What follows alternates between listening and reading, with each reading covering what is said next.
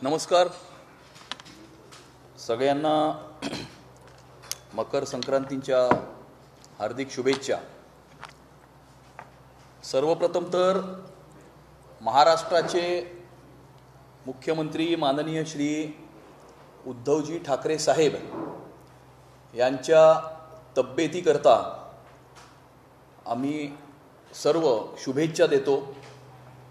त्यांना लवकरात लवकर बरं वाटावं आणि पुन्हा एकदा महाराष्ट्राचं मुख्यमंत्रीपद समर्थपणे पुढे नेण्याकरता किंवा महाराष्ट्र चालवण्याकरता लवकरात लवकर त्यांनी पुन्हा कामावरती रुजू व्हावं अशी परमेश्वराच्या चरणी प्रार्थना करतो।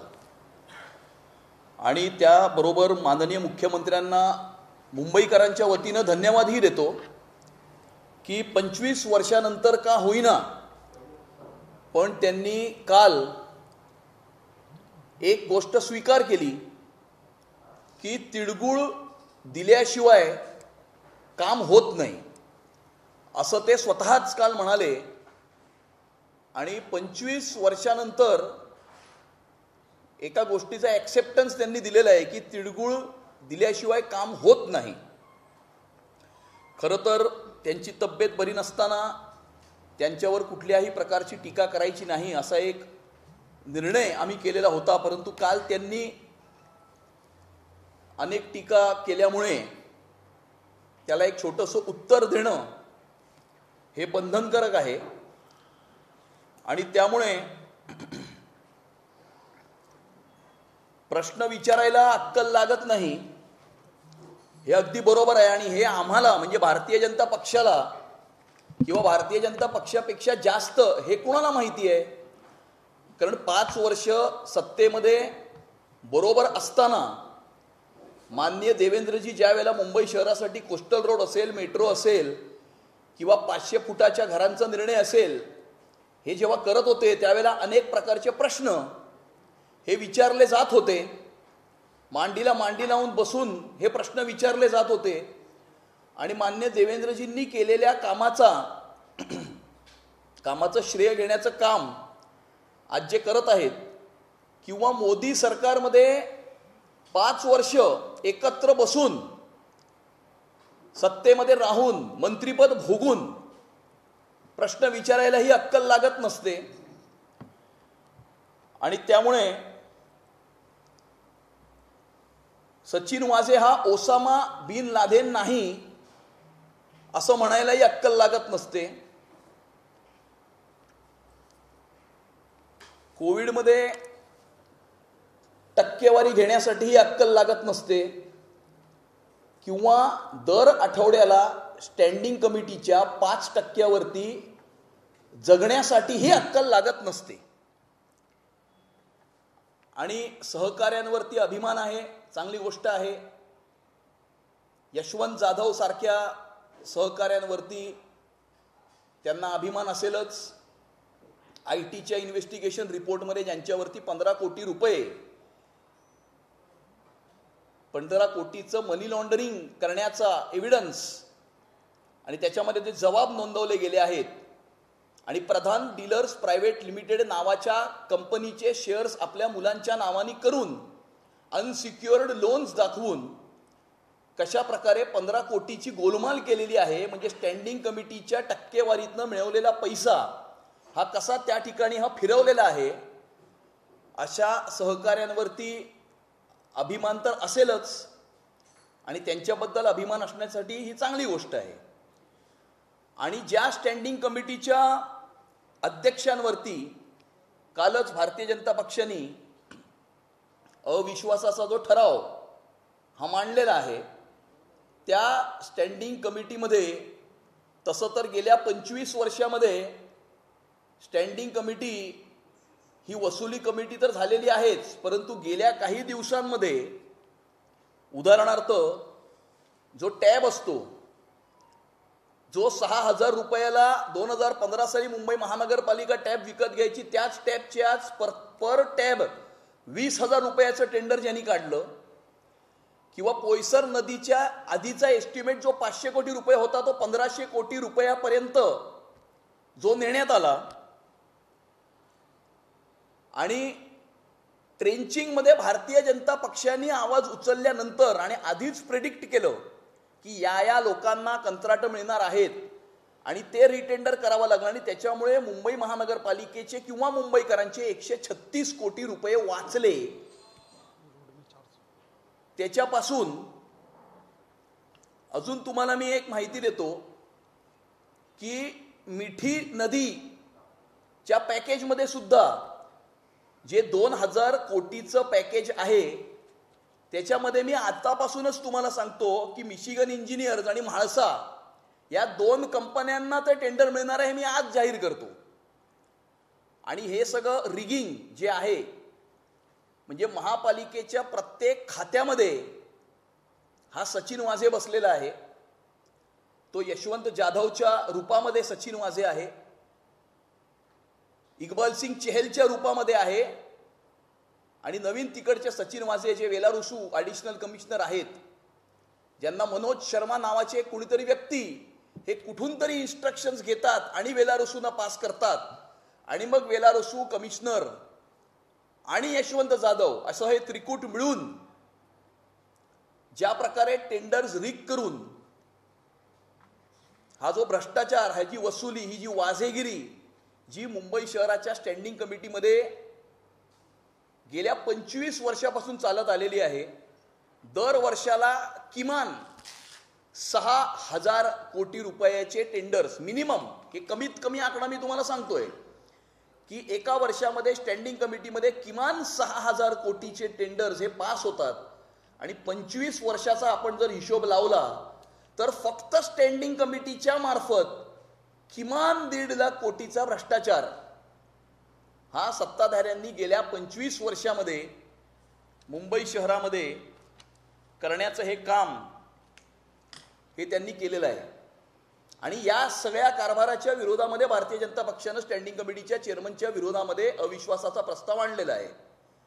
काल माननीय मुख्यमंत्री साहेब म्हणाले की मुंबई शहरामध्ये किंवा मुंबई महानगरपालिकेमध्ये कोविडमध्ये ज्या प्रकारचं काम केलं त्याचं कौतुक न्यूयॉर्कपासून गल्लीपर्यंत हे त्याचं कौतुक झालेलं आहे. मी हे सांगू इच्छितो की या देशामध्ये आत्तापर्यंत कोविडमध्ये 4,85,000 लोकांचा मृत्यू झालेला आहे आणि त्या 4,85,000 पैकी 1,42,000 मृत्यू 30% मृत्यू हे फक्त महाराष्ट्रामध्ये आहेत. एकट्या महाराष्ट्रामध्ये 1.5 लाख लोक ऑफिशियली कोविडमुळे मृत्युमुखी पडलेले आहेत. असं चांगलं काम या महाराष्ट्रामध्ये आणि मुंबई शहरामध्ये कोविडच्या काळामध्ये सत्ताधाऱ्यांनी केलेलं आहे.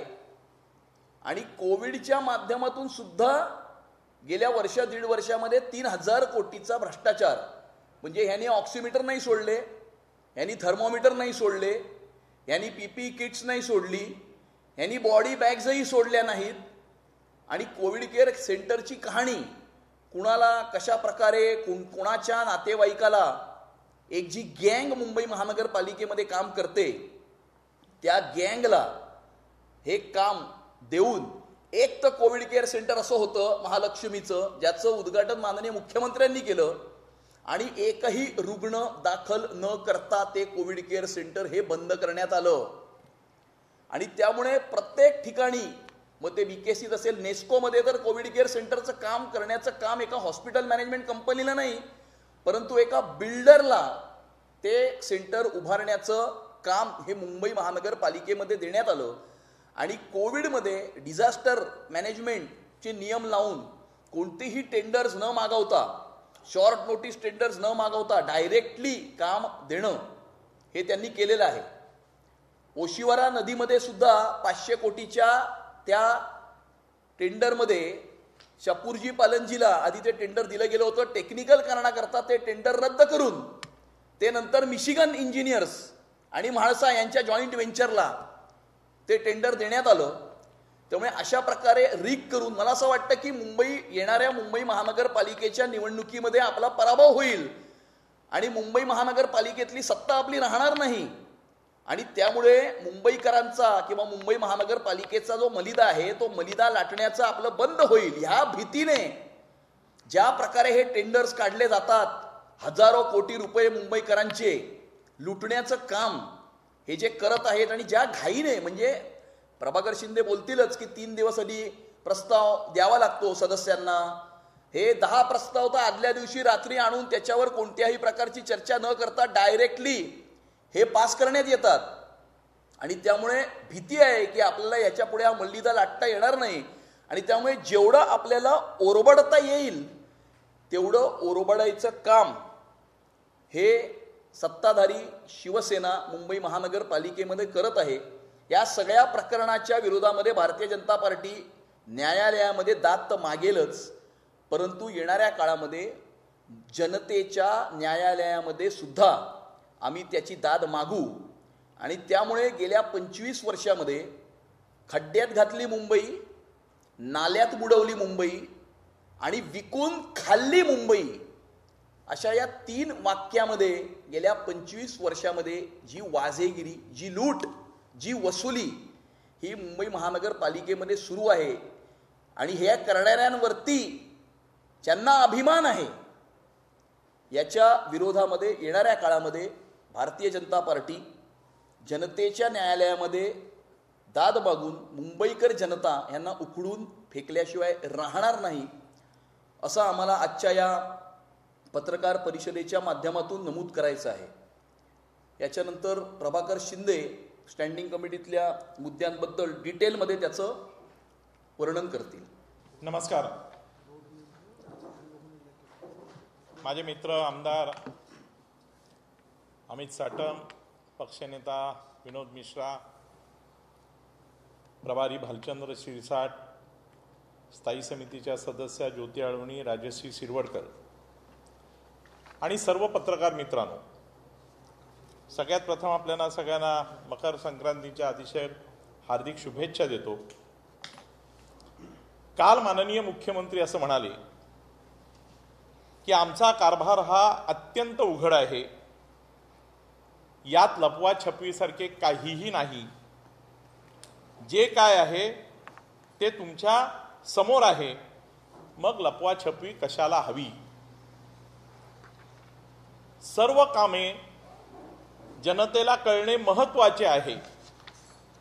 काय लपवा छपवी स्टँडिंगमध्ये आणि मुंबई महानगरपालिकेत चालते हे सांगण्यासाठी खरं तर ही पत्रकार परिषद आहे. काल भारतीय जनता पक्षाच्या मुंबई महानगरपालिकेच्या गटाने मुंबई महानगरपालिकेत वाझेगिरी करणाऱ्या स्थायी समितीच्या अध्यक्षांवर अविश्वासाचा ठराव आणलेला आहे. आपल्याला अमितजींनी सांगितलंच की IT डिपार्टमेंटनी जे ताशेरे ओढलेले आहेत अशा प्रकारचा स्थायी समिती अध्यक्ष हे मुंबई महानगरपालिकेला लाभलेले आहेत.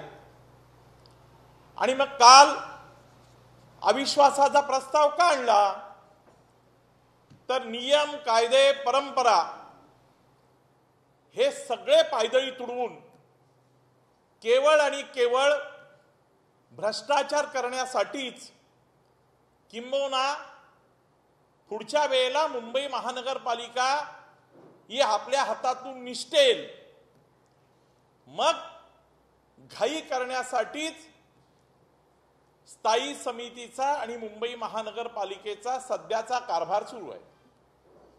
याचं उत्तम उदाहरण म्हणजे मुंबई महानगरपालिकेचा नियम आहे की स्थायी समितीचे प्रस्ताव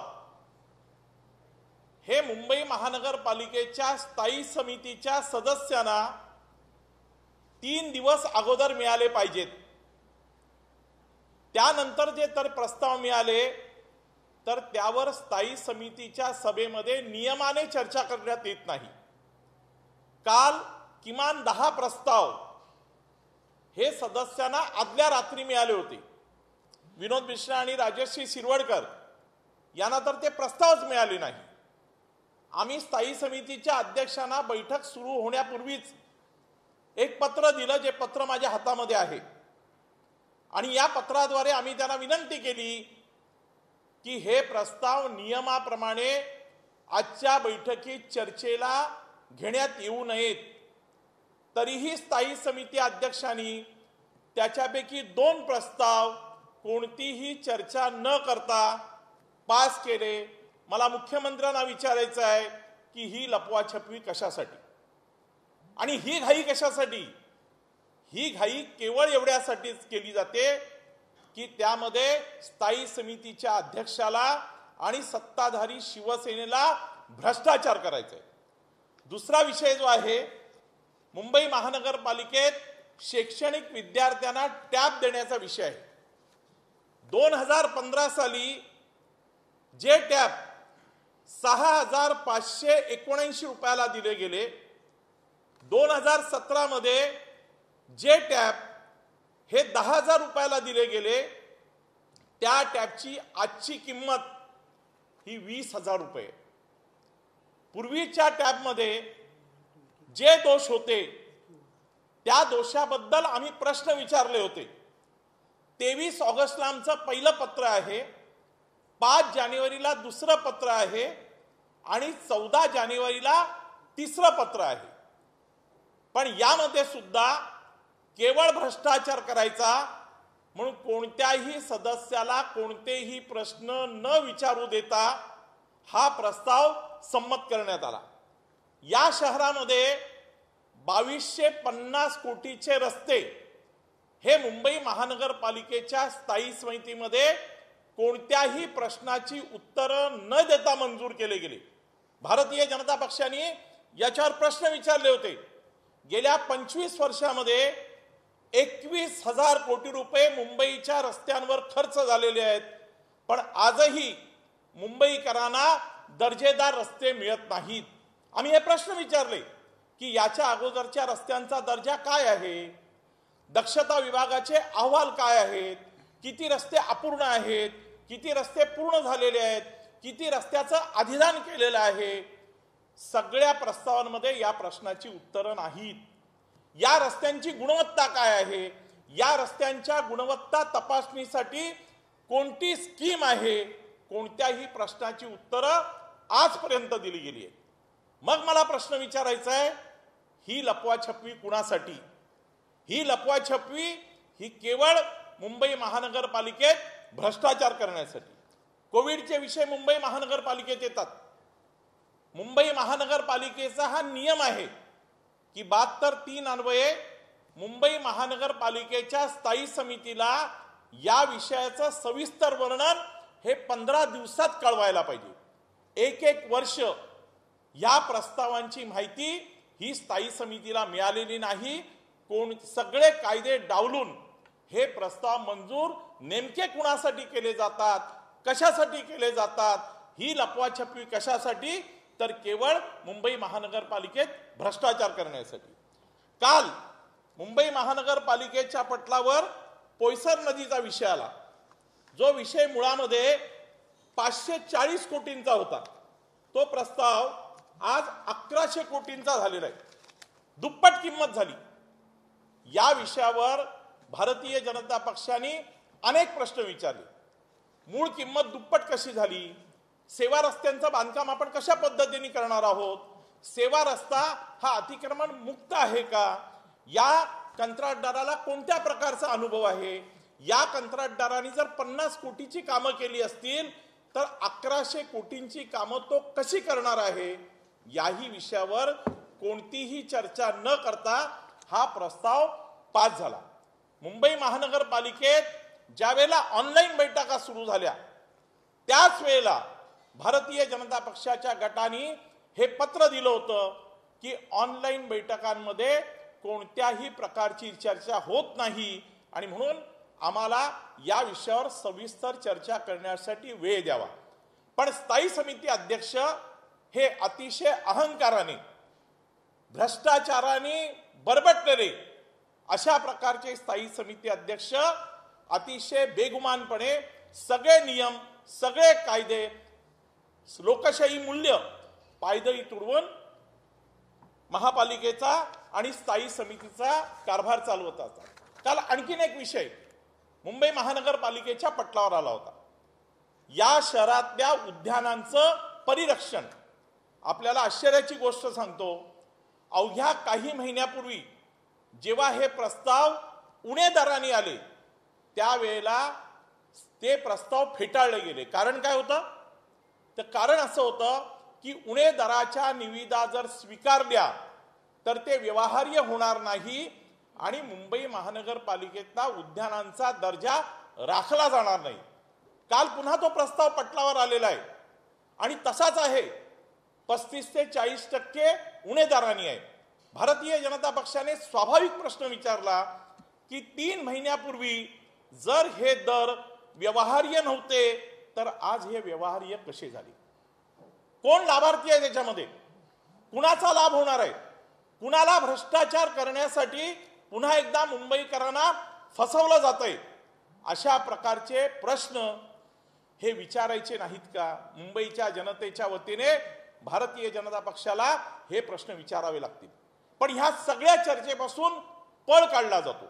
चर्चेला कोणतीही उत्तर देते. माझ्याकडे अनेक पत्र आहेत जी मुंबई महानगरपालिकेच्या आयुक्तांना दिलेली आहेत, मुंबई महानगरपालिकेच्या महापौरांना दिलेली आहेत आणि मुंबई महानगरपालिकेच्या स्थायी समितीच्या अध्यक्षांना सुद्धा दिलेले आहेत. पण एकाही पत्राचं उत्तर द्यायचं नाही. बैठक सुरू झाल्यानंतर सगळे नियम, सगळे कायदे, लोकशाही मूल्य पायदळी तुडून जो कारभार चालू आहे हा कारभार हा लांछनास्पद आहे. आणि जसं अमितजींनी सांगितलं की मुंबईचा जनतेचा पैसा हा भ्रष्टाचार करून जास्तीत जास्त ओरबडायचा, अशा प्रकारचा कारभार हा सत्ताधारी शिवसेना हा सध्या मुंबई महानगरपालिकेत चालवते.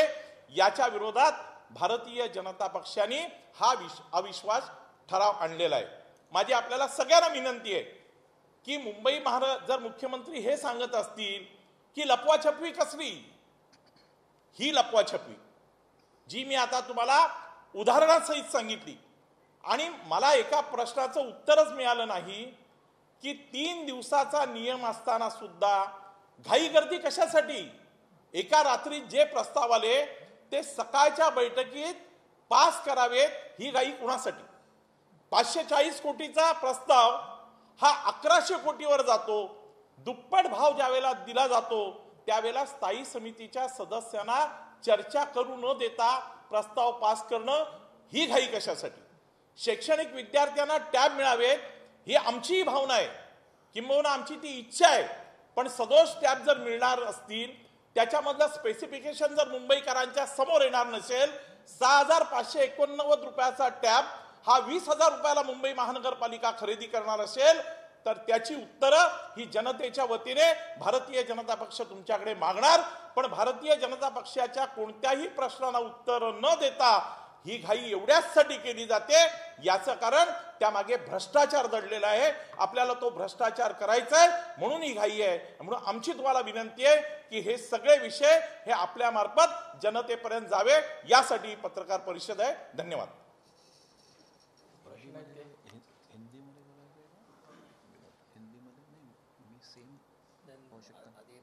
हा ठीक आहे, प्रश्न असतील.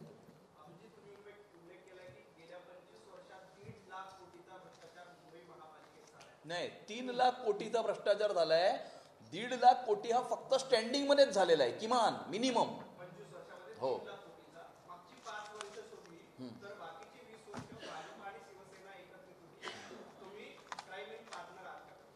असं आहे की 25 वर्षामध्ये एकही वर्ष भारतीय जनता पार्टीचा स्टँडिंग कमिटी चेअरमन नव्हता, भारतीय जनता पार्टीचा महापौर त्याच्यामध्ये नव्हता.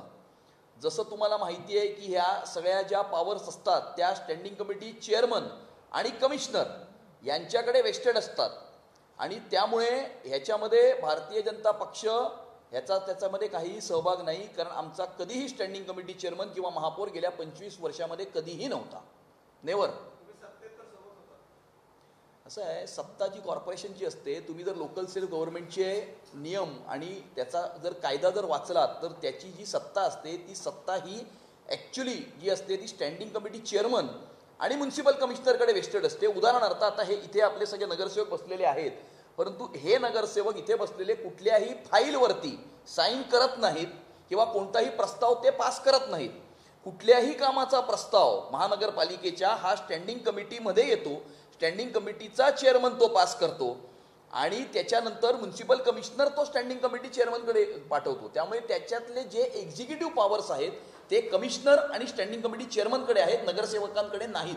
नगरसेवक जे असतात ते ॲक्ट ॲज वॉचडॉग्स. त्यामुळे एखादं काम जर झालं नाही तर अधिकाऱ्याला सांगा. शेवटी त्यांनाही काम झालं नाही किंवा प्रस्ताव मांडण्याकरता अधिकाऱ्यांनाच सांगावं लागतं. ते स्वतःहून कुठलाही प्रस्ताव देऊ शकत नाहीत किंवा कुठलंही सही ते करत नाहीत. हो,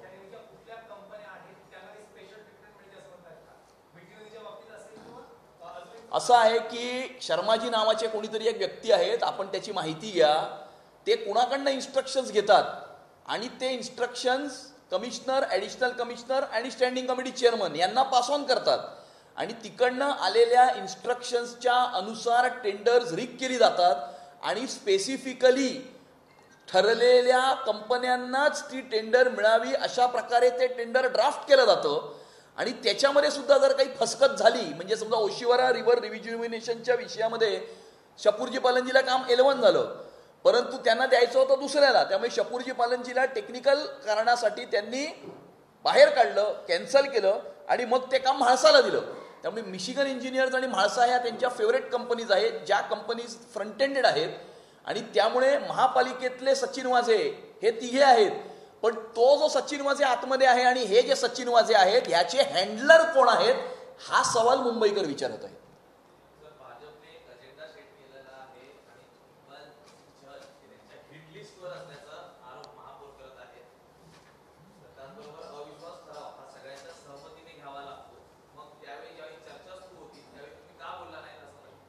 असं आहे, बोलायला दिलंच नाही पहिला मुद्दा.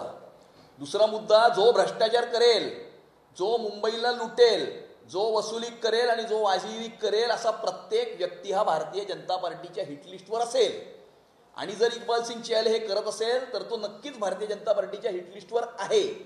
आणि मी तुम्हाला सांगतो, ह्या 1.5 वर्षामध्ये जशी महापालिका चालली आहे, जसं ब्लेटंट मिसयूज करून ज्या प्रकारे प्रस्ताव पास केले जात आहेत, असं आजपर्यंत कधी कॉर्पोरेशनमध्ये झालं नव्हतं. 25 वर्षातला सगळ्यात बोगस म्युन्सिपल कमिशनर हा आत्ता लाभलेला म्युन्सिपल कमिशनर मुंबईला आहे.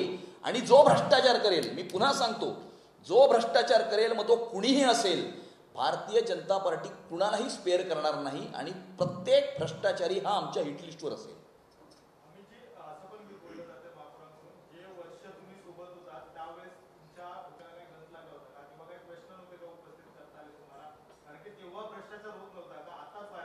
ज्या वेळेला भ्रष्टाचार होत होता त्यावेळेला ही प्रश्न आम्ही उपस्थित करत होतो. मला आठवतंय, नाही 16 कशाला 14च्या आधीचं सांगतो ना, भालचंद्र शिरसाट ज्या वेळेला होते, आशिष शेलार होते, स्टँडिंग कमिटीच्या मीटिंगमध्ये त्या कचऱ्याच्या विषयामध्ये कागद फाडून तिकडनं त्यांनी वॉकआउट केला होता.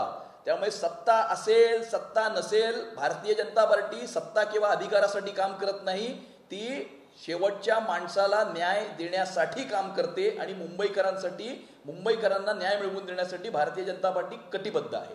आणि शेवटी आपण जी सत्ता म्हणताय, जसं मी सांगितलं, जे हा आरोप करतात, मला असं वाटतं की अशी स्टेटमेंट करण्याच्या आधी अशी स्टेटमेंट करणाऱ्यांनी लोकल सेल गव्हर्नमेंटचे नियम काय असतात, कायदा काय म्हणतो, त्याच्यामध्ये एक्झिक्युटिव्ह पॉवर कुणाच्या हातात असतात याचा थोडासा अभ्यास केला तर बरं पडेल.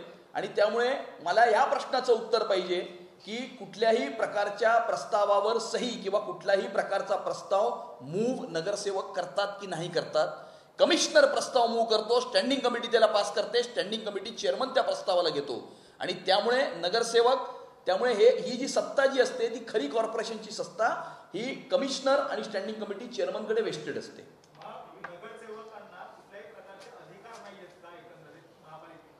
मी असं म्हटलं नाही की नगरसेवकांना अधिकार नाही. मी असं म्हटलं की आपलं जे फ्रेमवर्क आहे त्या फ्रेमवर्कमध्ये नगरसेवक फाईलवर सही करू शकतो का? नाही करू शकत. नगरसेवकाच्या निधीमधून सुद्धा जी कामं करायची असतात त्याचा प्रस्ताव नगरसेवक देत असतो. तो प्रस्ताव असिस्टंट कमिशनर, ज्याच्याकडे म्युन्सिपल कमिशनरचे पॉवर्स असतात, तो प्रभाग समितीमध्ये वॉर्ड काउंट कमिटीच्या मीटिंगमध्ये तो आणतात. कोण आणतं? असिस्टंट कमिशनर आणतो. तो पास केला जातो, प्रभाग समिती अध्यक्ष त्याला पास करतो. त्यामुळे मला म्हणण्याचा अर्थ असा आहे, माझ्या म्हणण्याचा, की आपल्या गिवन फ्रेमवर्कमध्ये प्रस्ताव मांडणं आणि प्रस्ताव पास करणं याचे पॉवर्स हे स्टँडिंग कमिटी चेअरमन आणि म्युन्सिपल कमिशनरकडे वेस्टेड आहेत असा माझा म्हणण्याचा अर्थ आहे.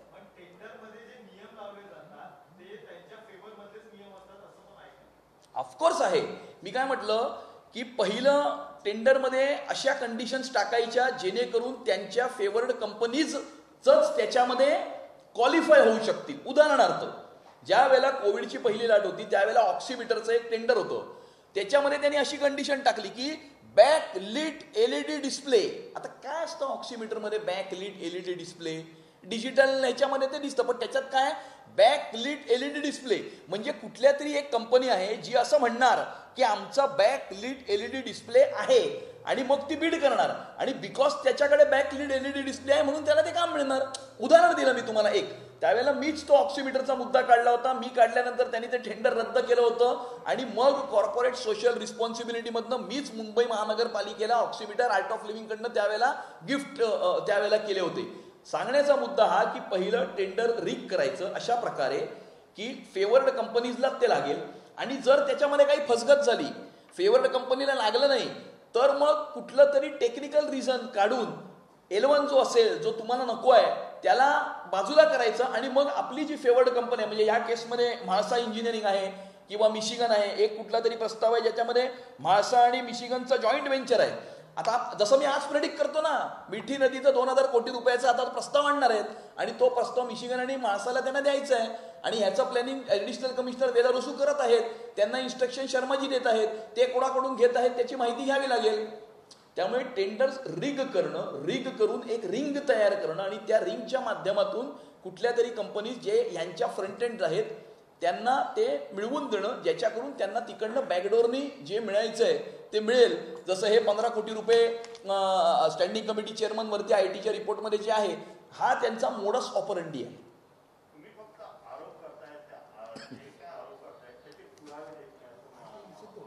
असं आहे की प्रत्येक आरोपाचा पुरावा हा आहे. उदाहरणार्थ ट्रेंचिंगच्या विषयामध्ये उदाहरण देतो तुम्हाला मी. ट्रेंचिंगच्या विषयामध्ये ज्या वेळेला आम्ही सांगितलं की ही ABCD कंपनीला लागेल, मग तुम्ही का परत घेतलं? ते का रिटेंडर केलं? आणि ते रिटेंडर केल्यानंतर 136 कोटी कमीचे बिड्स का आले? याचा अर्थ 136 कोटी रुपये वाढवून ते बिड्स त्यावेळेला मागवण्यात आले होते. दुसरा मुद्दा, कोविडच्या विषयामध्ये आम्ही जे आरोप केले, हा एक नॉन ओपन फॅक्ट आहे मुंबई शहरामध्ये की नेस्को कोविड केअर सेंटरचं काम रोमेल बिल्डरला दिलं. Romell builder hospital management company आहे, हेल्थ केअर मॅनेजमेंट कंपनी आहे, डॉक्टर आहे, मेडिकल आहे, काय आहे? त्यामुळे एक बिल्डर ऑक्सिजन प्लांट सेटअप करण्याचं काम बिल्डर करणार, म्हणजे पेंग्विनचा एन्क्लोजर सुद्धा तोच करणार आणि ऑक्सिजन प्लांट सुद्धा सेटअप तोच करणार, हायवे कन्स्ट्रक्शन्स. त्यामुळे आम्ही जेव्हा आरोप करतो तेव्हा पुराव्या सकट आरोप करतो. पोईसरमध्ये आधी तुम्ही एस्टिमेट केला 1500 कोटी रुपयाचं, मग ते नेलं 1500 कोटीवरती. मग 1000 कोटीचा जो मधला गॅप आहे तो कुठून आला? म्हणजे याचा अर्थ आयदर तुम्ही पहिलं जे एस्टिमेट तयार केलं ते चुकीचं होतं किंवा आता एस्टिमेट जे तयार केलंय ते चुकीचं आहे. त्यामुळे चुकीचं कुठलं हे तुम्ही सांगा ना. 500चं चुकीचं आहे की 1500चं चुकीचं आहे? त्यामुळे हा एव्हिडन्स आहे ना. तुम्ही पहिलं 500चा करता मग 1500चा करता, हा एव्हिडन्स आहे. त्यामुळे याच्यापेक्षा जास्त काय एव्हिडन्स द्यायचे? आणि आयटीच्या रिपोर्टमध्ये यशवंत जाधव साहेबांना 15 कोटी रुपये प्रधान डीलर्स प्रायव्हेट लिमिटेड कंपनीकडनं ज्या एंट्री झाल्या, हा पुरावा नाही का? This is evidence in black and white on paper. मी सांगितलं ना तुम्हाला की आम्ही न्यायालयामध्ये दाद मागू आणि त्याच्यापेक्षा मोठं जे न्यायालय आहे ते जनतेचं न्यायालय आहे आणि जनतेच्या न्यायालयामध्ये सुद्धा आम्ही दाद मागू आणि आम्हाला पूर्ण विश्वास आहे की मुंबईकर जनता जी यांना विटलेली आहे पूर्णपणे, ती न्याय दिल्याशिवाय राहणार नाही. कारण शेवटी मी तुम्हाला सांगतो की येणारी लढाई ही काही भाजप विरुद्ध शिवसेना वगैरे अशी लढाई नाही. मी क्लिअर करतो तुम्हाला, ही लढाई मुंबईकर वर्सेस शिवसेना आहे. गेल्या 25 वर्षामध्ये ज्या प्रकारे मुंबईकराला आणि मुंबईला लुटण्याचं काम हे केलेलं आहे त्याचा बदला मुंबईकर घेतल्याशिवाय राहणार नाही. येस, देशाचा पहिला स्कायवॉक हा वांद्रे ते कलानगर जो MMRDA ने 2007 मध्ये उभारला होता, हा अवघ्या 10 ते 11 वर्षातच मोडकळीस झाला आणि 2019 ला तो बंद झालेला आहे. पालिका आता त्या ठिकाणी 18 कोटी 69 लाख खर्चून नाही, असं आहे की स्कायवॉक्स जे बांधले गेले, खरं तर मला असं वाटतं की याच्यामध्ये कसं ऑडिट झालं पाहिजे की स्कायवॉकवरती यूज करणाऱ्याची व्हॉल्यूम काय आहे. स्कायवॉक जरी वर अवेलेबल असला तरी लोक खालूनच चालतात. म्हणजे स्कायवॉक जे बनवले गेले त्याचा यूज हा मला वाटतं 20% जास्त नाही आहे. आणि त्यामुळे आपण म्हटलं ते बरोबर आहे, 18 कोटी. मला असं आहे की स्कायवॉक नाही, असं म्हणजे ते कुठल्याही अशी संधी सोडत नाहीत काम काढायला. कुठून तरी काहीतरी काम काढायचं बाबा, काम काढायचं, टेंडर काढायचं, रिग करायचं, म्हणजे त्याच्यामध्ये काहीतरी आपल्याला, ते केल्याशिवाय हे होत नाही ना. त्यामुळे काहीतरी काम काढायचं. आणि म्हणून मगाशी जे मी म्हणालो ना, आपण स्कायवॉक म्हणालात, मी काय म्हणतोय, मुंबईचा कोपरा विकून खाल्ला 25 वर्षामध्ये.